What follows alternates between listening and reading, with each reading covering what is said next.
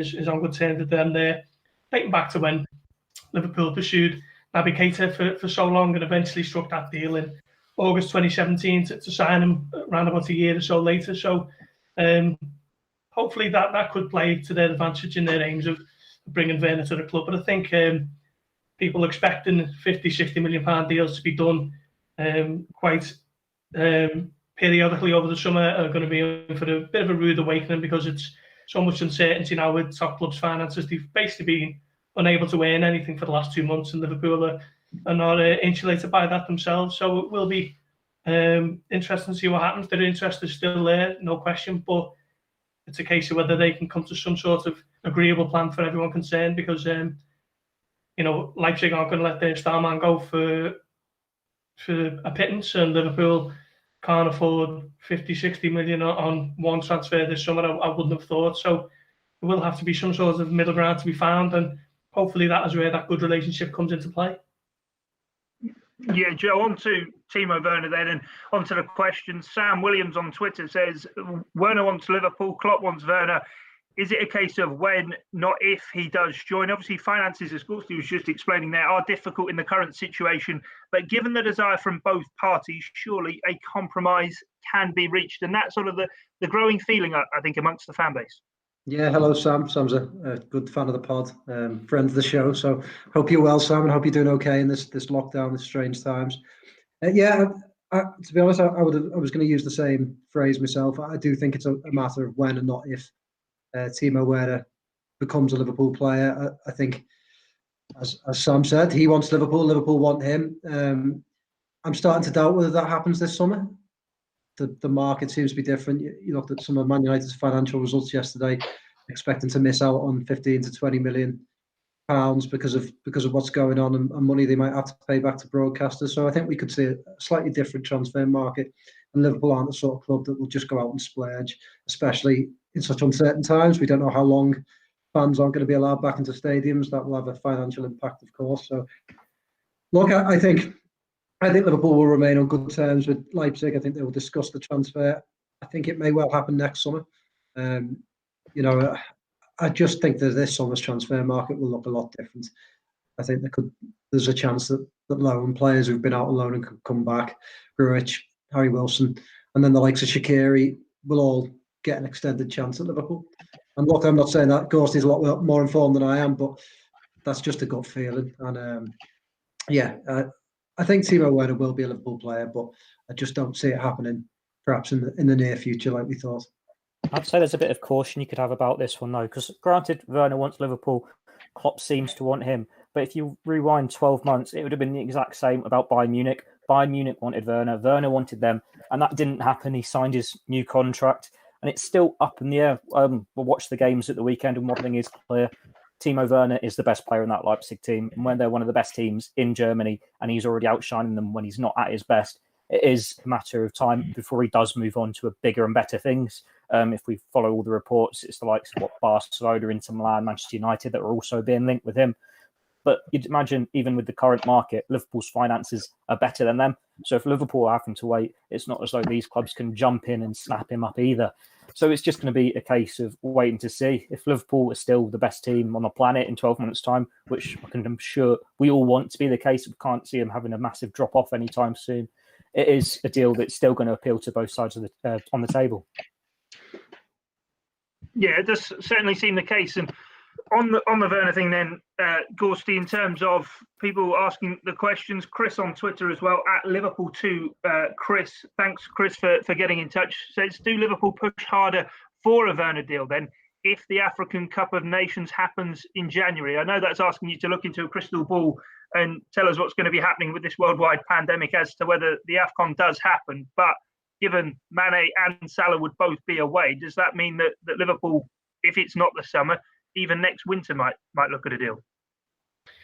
That's a good point. Yeah, I mean, I think before the whole coronavirus situation, I think that would have been possibly at the forefront of Jurgen Klopp's thinking that he's going to be without two of his front three, and obviously Naby Keita, depending on how he develops, he could quite feasibly be a key player around that time as well. So it's I think that the thinking would have been to maybe try and bring Werner to the club to basically offset what would be a big loss. But you can't gloss over the fact that there is a worldwide public health crisis that has had such a detrimental effect on the economy across the world, and sport and football are no different. So it's not going to be as simple as just being able to carry on and spend like it hasn't happened. I think Liverpool fans are going to have to be realistic, as much as they wouldn't like to think that Liverpool are going to be too overly affected by this, but the reality is that they will be, and they are. So, and with Joe, I don't necessarily think he's going to be coming through the door in the summer in a £55-60 million deal. Whether they can strike some sort of agreement to bring him in before the African Cup of Nations in January 2021, that would seem a little bit more feasible, possibly. I think that's maybe a little bit more realistic. But yeah, I mean, I think football fans, as much as they all love to talk about transfers and players coming in, and that's across the board, that's not just Liverpool. I think you're going to have to be a little bit wiser up and realising that this is unprecedented times, and it's going to have to be one particular year where the transfer merry-go-round and the chaos from it all takes a back seat, and we get on with things. It does look as though Liverpool are probably going to have to be more and more resourceful, Joe. And Fidel Alexander from our YouTube live chat has got in touch and says, do you expect Klein, Lallana and Shaqiri to all leave this summer? And if so, if those three are to leave, will Williams, Jones and Wilson perhaps get a chance to be the players to replace them? I expect Klein and Lallana to leave. As I mentioned earlier, I'm starting to suspect that Shaqiri, because of a number of reasons, might get a chance to stick around. Liverpool wanted about 26 million, I think, for Shaqiri.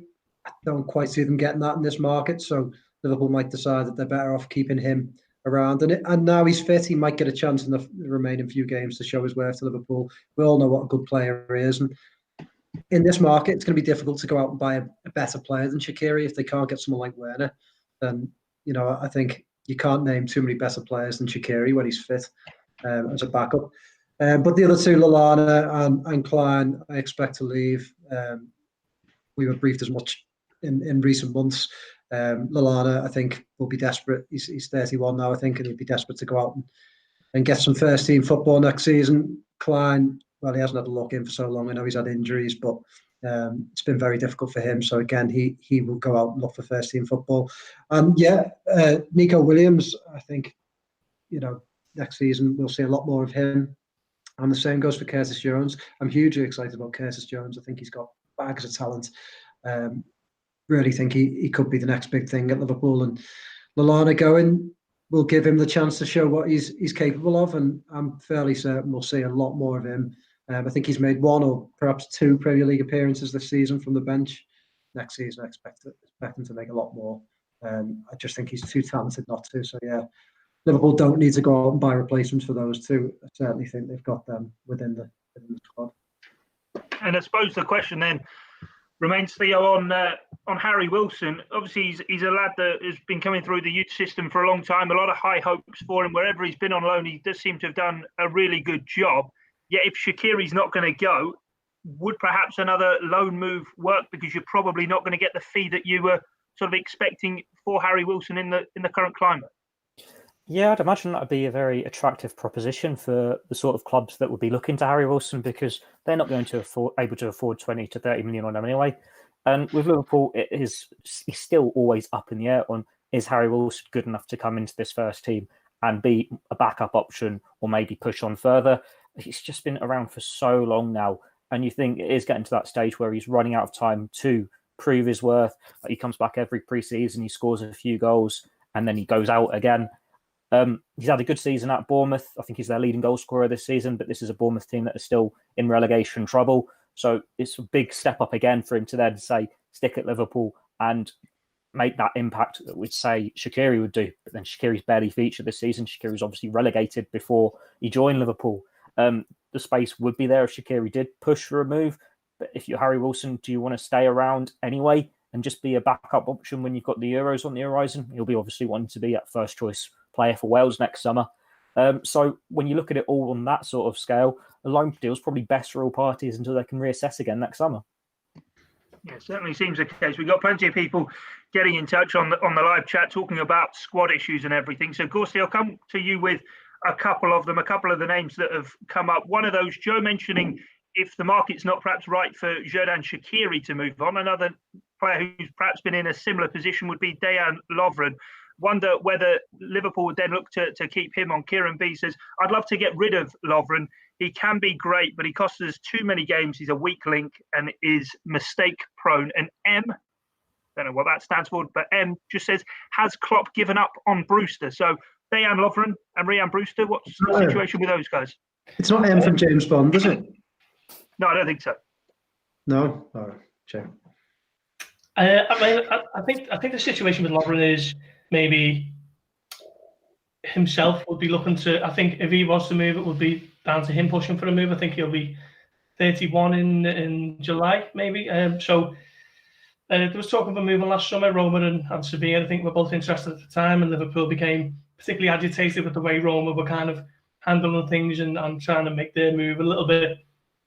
Liverpool basically took a dim view with how they were negotiating behind the scenes. So that transfer got called off and Lovren stayed put, and he's barely featured as a result. But we know that Jurgen Klopp's a massive fan of him. You ask Jurgen Klopp about Dejan Lovren, and he enthuses about how good he is as a defender. He's got 2 good feet. He's good in the air, strong, quick. In Klopp's eyes, not everyone would agree, but Klopp says that Lovren is a top defender. So I don't think Klopp would be pushing to get him out the door just to have the headache of looking to source a forward choice with the kind of experience and ability that Lovren does have. So I think if Klopp has his way, Lovren will stay put and he will keep those 4 centre-backs together. It all just depends on whether the defender himself thinks it's now's the time, a bit like Lallana actually, now's the time to be moving on and playing regularly every week, because he's only got maybe 3 or 4 years left at that level. But then the question is, can Liverpool get a decent price for a player who, let's not forget, played in the last World Cup final? Yeah, it certainly did, and made no secret of the role he played for Croatia in all of that. But final point then on the squad issues of the Liverpool team, how it is set up just now. And Joe, I'll come to you with this because I think you'll enjoy the person who's got in touch.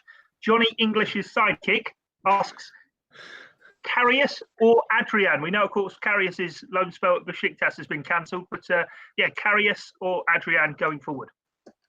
Do you know what? I think Karius is probably the better player, but I don't think it's right for him or for Liverpool for him to come back to Liverpool and play for Liverpool again. I think what happened in Kiev will just forever scar him, and I just don't think it would be good. It would be good for his career. I don't think it would be good for his health to play for Liverpool again. It was just too big a moment. I think Adrian doesn't have that hanging over him. And whilst I think a little bit too much was made of how good Adrian was at the start of the season, I still think he's a good, solid, reliable number 2. You don't want him playing as much as he has this season. That doesn't often happen. Alisson's had a couple of quite serious injuries. But yeah, I think Karius needs to move on for the good of his career, and Liverpool and him should just have a clean break. It's a shame it hasn't worked out. Besiktas, it seemed to be okay for a little while, but yeah, I think he just needs to go back to Germany and don't go to Liverpool again, really. Yeah, we'll move on then from the squad issues into the next theme. If you are with us on the line, let us know who your player of the season is. Do so. Veronica's already asked us question, who is your player of the season? Hers is Hendo. Theo, she says simply, he's workhorse. I don't think many people are going to sort of disagree with the work got through this. Yeah, Jordan Henderson for me has been Liverpool's best player this season. He's really stepped up, I'd say, in the past 18 months, 2 years. And he's just shown his quality. Like, for so long, he was almost shoehorned into that number 6 role, and people thought that was a sign that he wasn't all that as a midfielder. He was just there to fill a role so the rest of Jurgen Klopp's midfield could go and express themselves, because Henderson didn't have that ability. But as we saw under Brendan Rodgers, he was a very good box-to-box midfielder, and he's still got that ability now. The fact that he has such an important role in this side helps get the best out of Trent Alexander-Arnold when he's pushed further forward. But then he can go back as a number 6 with Soid. And I think for so long he was this figure of ridicule. People wanted him out of the club early on in his career. He's had to properly fight back, and there were still his doubters. And now we're having this debate about how good does he rank as a Liverpool captain? He's going to be the first Liverpool captain to get his hands on the Premier League trophy, having lifted the Champions League last season. And he's just an exceptional midfielder, and it's a welcome reward for all his hard work he's done in recent seasons. Other shout-outs you can give to Trent Alexander-Arnold, but I think for the next 10 years, we're going to say at the end of every season, he's been one of the players of the season. It's only a matter of time before he wins PFA Player of the Year. Sadio Mane, Mohamed Salah, Virgil van Dijk, all your usual contenders. But for me, Henderson and Alexander-Arnold are the two that have stood out. Yeah, Gorsty, you follow the Reds, of course, up and down the country, watching pretty much every minute that they play through the course of the season. One man who I think this season's sort of been overlooked and hasn't been spoken about so much for Player of the Year contenders and the such like is last year's PFA Player of the Year winner Virgil van Dijk, because everybody just seems to have become acceptant of the fact that the guy is amazing in every single game he plays.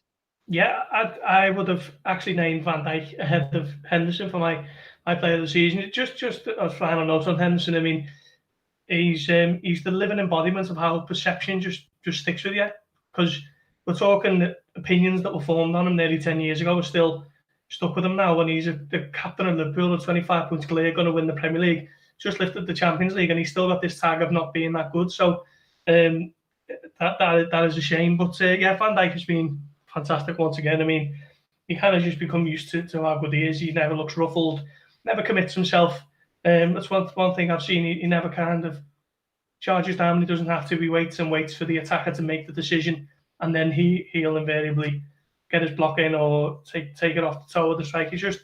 I've never seen a defender like him. Liverpool is absolutely incredible, and this is someone who watched Jamie Carragher for years, watched Sammy Hyypiä, one of my heroes growing up. Van Dijk is just an absolutely incredible footballer. So I'd probably pick him just above Henderson, if I'm honest. But yeah, I mean, toss of a coin, is it? Those two have been fantastic. I suppose the other major contender, Joe, plenty of people mentioning this guy's name on the chat on the side of the screen, is Sadio Mane, because again this year he's just taken his game to another level. Yeah, I thought he was exceptional last year, and this year he's just continued that. He's definitely within the top 5 players on the planet right now. Just a brilliant footballer. I'd probably go for Henderson. I think winning the Player of the Year I think it's almost about the story as much as it's about just pure form. You know, if you think back to, say, Ryan Giggs winning it, even Salah when he scored his 44 goals, it was about as much about the story as it was their form. So I think Henderson should win it, because I think being the first Liverpool captain to lift the Premier League trophy, it means a hell of a lot to the club. And yeah, the fact that he's had to battle back from such perceptions. But hey, look, I can't believe that not enough of us talk about Mohamed Salah. I mean, here's a fella who is, because he scored 44 goals in his first season, has sort of reinvented what we should think about our forwards to such an extent that when he scores 20 odd goals, we sort of shrug our shoulders and go, he's had an all right season. And I think, how often does he have to be brilliant for us to all appreciate how good he is? I really hope he's not someone that when he eventually does leave Liverpool, that we sort of forget how good he is, because he's just exceptional, and he's doing things that, the likes of Torres didn't do, Suarez didn't do. He's scoring 20 plus goals every season, and that deserves a mention. And, had he not scored that 44 goals in his first season, I think we'd all be sitting here now saying, Salah for Player of the Year. But he'll always be judged against that. Yeah, he's had an exceptional year. I think that the moment of the season was his goal against United. And I think that was the moment the Liverpool fans probably believed that, the title is getting wrapped up. So he'd probably be my choice. Yeah, that, of course, the moment the cop burst into, we're going to win the league. Well, on the league being won, then, just going to go off the Q&A for a moment. If you do have any questions on this, certainly do get them in, but something that perhaps not many people are sort of jumping to the top of their minds. But Tom Werner, Liverpool chairman, been speaking with the Associated Press over the last 24. No. Hello? Are you there? We've lost you there, Guy. You seem to be back. I was going to say, I can hear all of you guys, so hopefully the technology does hold up. But yeah, on the title parade, of course, everything's going to be finished off behind closed doors this season. But a bit of a glimmer of hope, something to look forward to, that when it is safe and everything can be done properly, Liverpool will celebrate this title in the right manner. Yeah, I mean, it should go without saying, but there's a lot of knaves out there who try to conflate it with something else. So it obviously, when it is safe to do so, but Tom Werner's been speaking about a potential trophy parade for Liverpool winning the Premier League, and he was basically saying how much he enjoyed last season with the Champions League, when 750,000 people lined the streets of Liverpool to welcome home the heroes after Madrid, and he's got a taste for it now, hasn't he? So he wants another one. He wants a Premier League title triumph when it is medically safe to do so.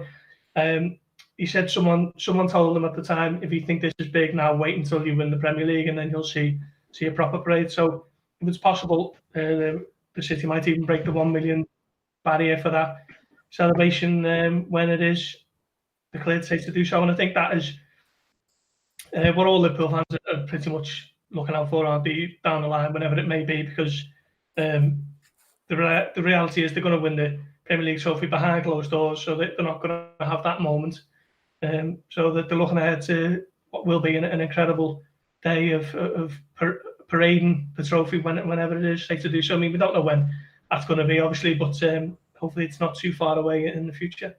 I think it gives Klopp and the side the perfect motivation going forward as well. Like, you think 2018, they reached the Champions League final against the odds. No one expected them to. Obviously, they lost in Kiev, and it's like, right, we'll go again. And then they go and win it in Madrid, and that's that great belief there, that great feeling. But they go so close in the Premier League title race. Jurgen Klopp comes out and says this squad deserves another year. And now they've pushed on. They're going to win the league. It's only a matter of time before they clinch that when football is back underway. And rather than just rest on the laurels and accept what they've won so far, they've now got this added motivation that because of all these circumstances, they can look to next year and say, last year was great, we won it in such style, but now we can win it properly, so to speak. We can give the people the celebration they deserved 12 months ago. And if they can go out and just deliver on that and carry on these standards, it should be another incredible year for them. Yeah, certainly, and something to look forward to. Well, on the issue of looking forward then, Sam Williams on Twitter, who is Joe, you said before, friend of the show, who's got in touch with us previously, he had another question that he wanted asking, and so we'll go into it now. He says, where is Minamino likely to fit in next season? Is he a number 9? Is he a wide forward? Or is he an 8? He says he likes what he's seen from him so far, but he thinks he'll benefit massively from working on a specific position moving forward. I think it's a great question. I haven't liked him as a number 9 so far. He's played, hasn't he? When Firmino hasn't played, and I just think it's a very specific role. It's a difficult role to replicate, especially when you're not asked to be an out-and-out goal scorer. You're asked to replicate what Firmino's doing, and it's almost impossible. I don't think many players on the planet could do that. So, haven't enjoyed seeing him in that role. You know, I thought he would play as an alternative to Salah or Mane, or perhaps as an advanced midfielder. So that's where I'd like to see him. And I think, again, you know, we had that conversation about Werner. If they did get Werner, I think he would be your second choice number 9 when need be, and he could operate out wide. So Minamino could play in one of those wide positions or as an advanced midfielder. But yeah, it's a difficult one. It seems to be that Klopp sees him as the alternative number 9. So perhaps we'll carry on seeing him there. I'd like to see him out wide. I think coming in and operating as sort of inside forward. He seemed to do that well for Leipzig. I'd like to see him do that for Liverpool, and I think that would help him settle a little bit more if he's asked to do perhaps a less complicated role. Yeah, as Sam mentioned there, though, Theo, as well, one thing I hadn't really thought of with Minamino, and I know we've spoken a lot about Naby Keita on this podcast over the course of the last year, though, is could Minamino play in that perhaps number 8 position? If you've got the likes of Fabinho and Henderson offering that solidity in midfield, would that perhaps open up the middle of the pitch a bit deeper than in that attacking line for him to be able to do some work in there?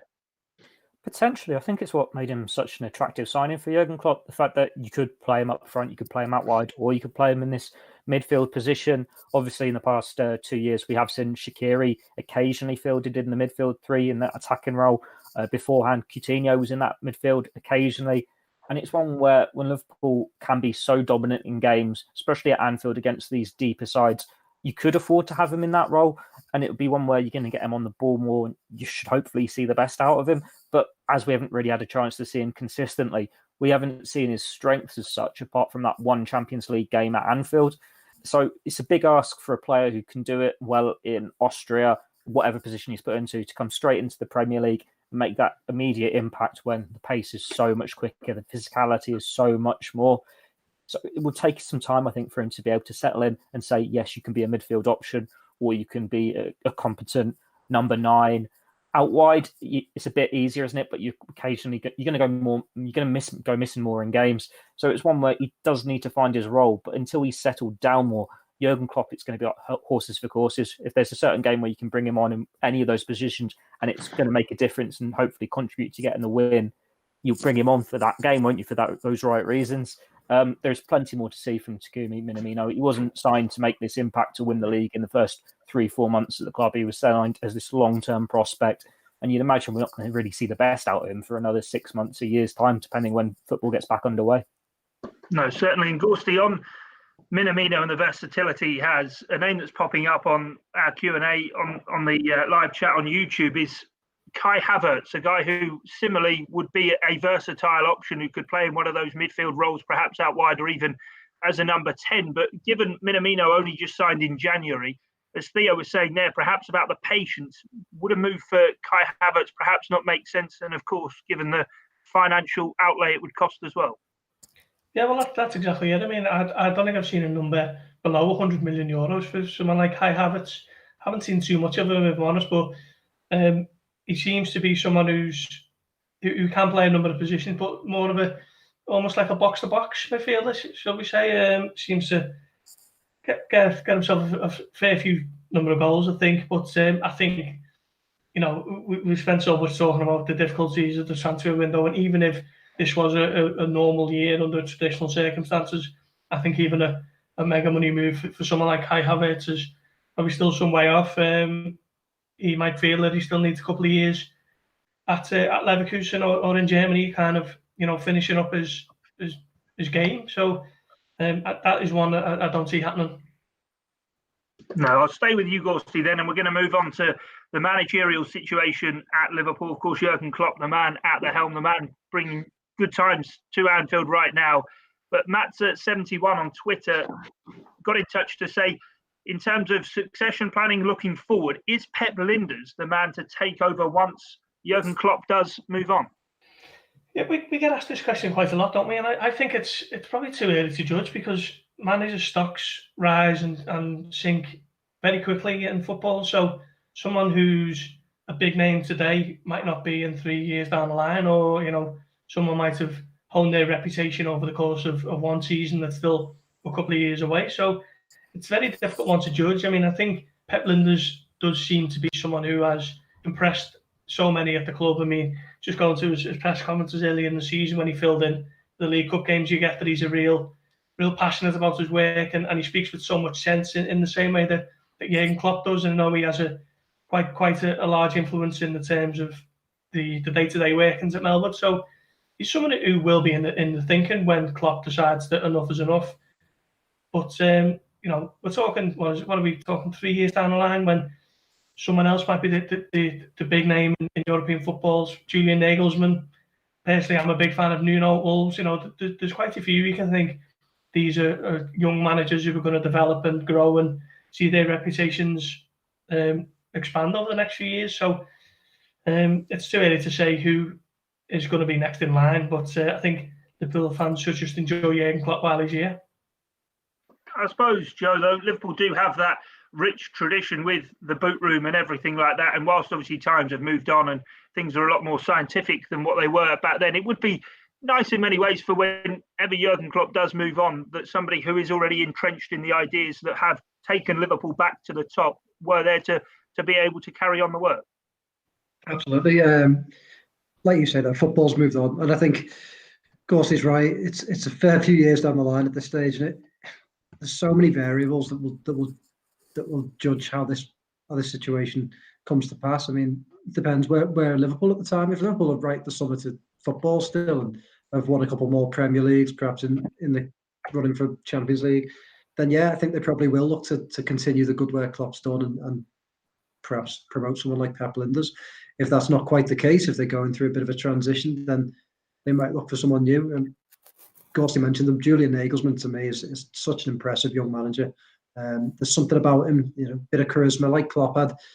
Quite often you'd look at the Bundesliga when Klopp was at Dortmund and just think he seems right. And that's how I get the feeling I get about Julian Nagelsmann. He just seems right to me.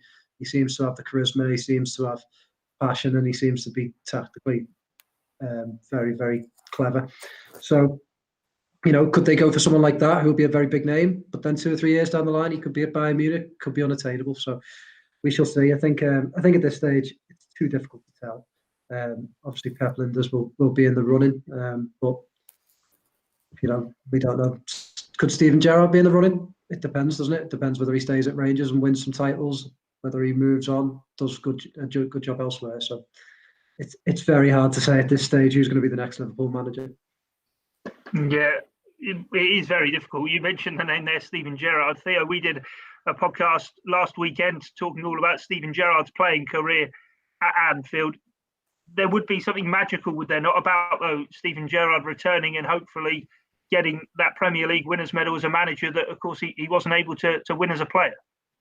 Yeah, Steven Gerrard as a player was superhuman, wasn't he? It was like Roy of the Rovers stuff that he made all these headlines, he got all these goals in cup finals, and the only thing he was missing was the Premier League title. And it would be very fitting with that narrative if he did return to his boyhood club and carried on the success and was this great as a manager. He could win Premier League titles, Champions League titles. But football isn't really like that. It's a cold business. It's not really got that room for sentimentality anymore. Liverpool have been burnt in the past by bringing back a legend from Rangers in Graham Souness. You only need to look to Manchester United now with Solskjaer to see it doesn't always work out as much as you want when this club legend comes back as a manager. And it's just very hard to say what would make him a success because it would be so hard to follow Klopp. He's won the Champions League. He's going to be the first Liverpool manager to win the Premier League. You're going to have to be something special to be able to follow him, not have fans missing Klopp and just carry on with that success. And it's very easy to say Gerrard would have that immediate rapport with the fans and everything. But will he have the managerial CV? Will he have the ability there to pick it up? We've seen in the past with these great players as managers, they're fine at these smaller clubs. I know Rangers aren't a small club by any means, but with these lesser players where they can still carry that idolisation, go, I'm playing for Steven Gerrard. But when you're in charge of these elite players, the name means less. Like if you don't agree with how they are as a manager compared to the greats you worked with before, it's not going to work the same way. It's just a very hard one to call what would be the right decision. If Steven Gerrard could come in and be this managerial great, I think it's what every Liverpool fan wants to see. But he's got a lot of work to do to get there. And just because Jurgen Klopp in the past has said he is who he'd want to replace him, doesn't mean it's going to be the right call in 2023, 2024.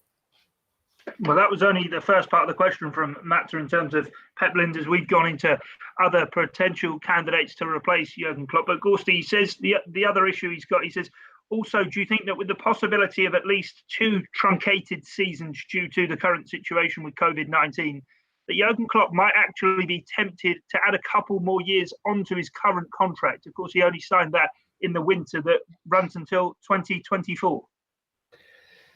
I wouldn't have thought so. He signed it in December, didn't he, to keep him going on, as you say there. And I don't think what is essentially might be 3 or 4 months, 5, 6 at tops.